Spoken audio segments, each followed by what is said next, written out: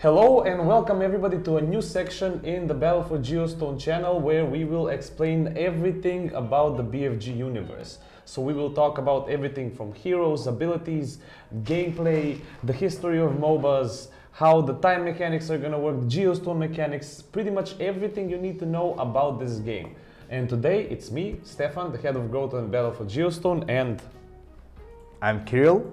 You already know me. I'm the CMO of the Battle for Giostone. And we're gonna go deep today in, just generally about MOBAs and what makes Battle for Giostone different from all of the games that already exist.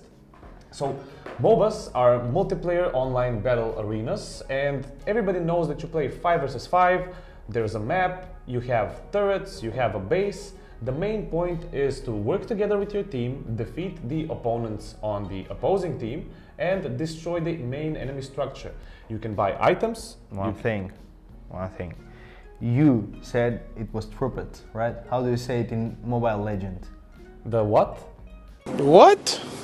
The towers. Turrets. Turrets. Yeah. We call them towers. We call them towers. Turrets. It's all the same. So, apart from that, there are a couple of different mechanics that happen while you're playing a MOBA match. That is, you get to defeat enemy creeps, they give you experience and gold, especially when you last hit them, defeat enemy heroes, destroy turrets. We call them towers. That all gives you experience, you gain levels, gain access to more abilities, become more powerful, and practically do your best to strategize tactics and destroy the enemy turrets. We call them towers. Towers. Okay, to destroy the enemy towers as well as the enemy base.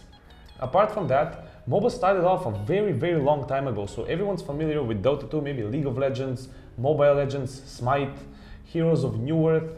Those games are pretty popular nowadays, but everything started back like 25 years ago when a mod in StarCraft, I think it was Aeon of Strife, he created a mod and everybody started playing it. But in that case, it was 4 people against bots.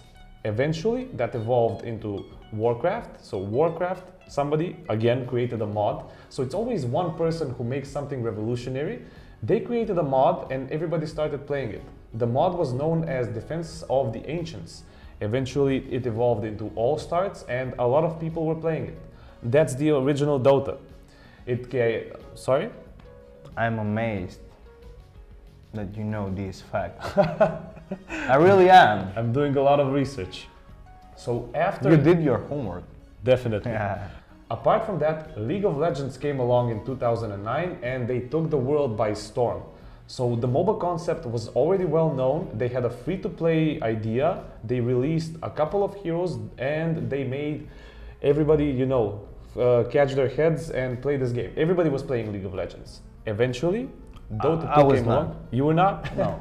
I tried playing League of Legends. Never played League of Legends. I'm super bad at playing desktop games. Super bad. I'm very good on mobile, but we're getting there. You can see that on our Twitch. Yeah. When Dota 2 came along, I think it was 2013. Instead of League of Legends, they had locked heroes.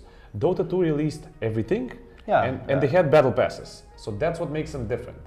And they were super more popular, and I think it's a harder game than League of Legends. I think Dota is a harder game than League of Legends. Eventually, that transitioned into Mobile Legends. This is where I shine the most. I'm very good at playing mobile games. You just move your thumbs, no clicking, no fast reactions, as all of the pros. I can say you that. And now, we're coming along to Battle for Giostone, which is the newest edition of a MOBA game. But there are still a couple of twists that make us completely unique. Even though we're building in Web3, there are a couple of slight differences. So the first thing is the people who are building it. The main two that we would like to mention are Mile, who is the CEO, who started playing Dota even while it had invites, right? Yeah, from the start. From the start. From the beginning. So how did that start? How did it all begin? He played Dota 1 professionally. And one day he got a key for Dota 2.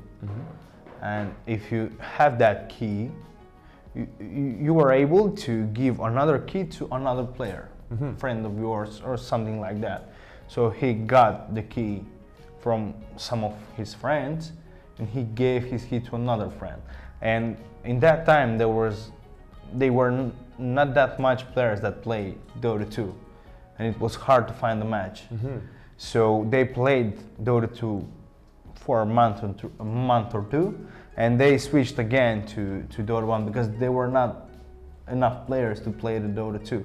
And a couple of years later, they started playing Dota 2 like Completely professional. completely professional. Yeah. So he also hosted a lot of esports events in our local country of Macedonia.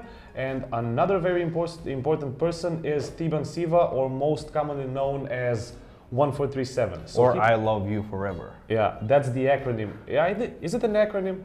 It's a combination of those letters. So the number Of the one. letters in that phrase. Yeah, it's a cool nickname.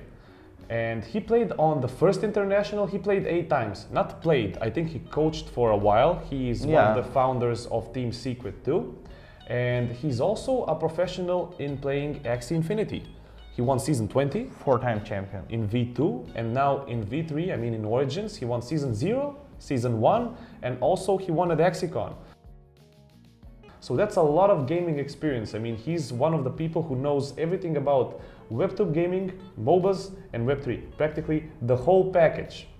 Evolving from that, he's also the main balancer of the game. And another important thing to mention is the initial concept of Battle For Giostone. So instead of having hundreds of predefined heroes, let's say Mobile Legends has around 130, Dota has around 150, they keep including new heroes. So in Battle For Giostone, at the moment, how things work, there are 6 hero classes and 72 abilities. You get to choose 4 of those abilities and plant them inside your hero, practically forge your own hero. When you do that, you get a combination. Just from those numbers, 6 hero classes and 72 abilities, there are 3.5 million combinations. That's a lot. Imagine one person grinding out to see how all of those combinations will work. That's impossible because Close to 3.5 impossible. I mean, nothing is impossible, but will you sit and try all the combinations that Battle For Giostone has? It was also a mod in Dota 2. I think it was called Ability Draft, so you get to pick all those abilities. That's where the initial idea came from. Yeah. I don't know what was the calling of that, but maybe Ability Draft. Ability Draft. The second thing is fixed time matches. So now, when you're playing a game, you don't know how long it will take for a match to end. It doesn't matter if it's Mobile Legends, Dota, League, even CSGO. He's a massive player of CSGO too. Right now. You don't know how long it's gonna last. I stopped playing mobile games just because of Miller, and I will never play again. Except Battle For Giostone. Yeah, but I will never play Dota 2 again with Miller. That's a very competitive player. So one interesting thing about people who live here in the Balkans or Eastern Europe, they play with a lot of emotion. People who live in Bogdanci especially. They play with a lot of emotion. So a lot of emotion. Battle For Giostone also induces a lot of emotions. We have seen that with closely, very, very closely. So just to keep on things a bit short, the main MOBA gameplay in BFG is gonna last for 25 minutes, and the next 5 minutes are gonna be a battle royale. So everybody will get into a territory that will shrink. You'll be forced to team fight. The next thing that's important about Battle For Giostone is the Geostone mechanics. So there will be a stone that drops if you defeat the main dragon, which is called Geo, and you will get a power-up. But there's a catch. Again, we'll explain the catch in a future video. And the final thing is the crypto mechanics. So people will be able to earn tokens and have access to digital collectibles, just like these ones that we have on our shirts for now. Just like my Gogmangok in his render. Yeah. So that's it for now. Stay tuned. We're gonna go deeper into all of these concepts every week. And yeah, you'll find out everything about BFG and learn to love it just like we do. Thanks for tuning in, and see you again next time. See you again.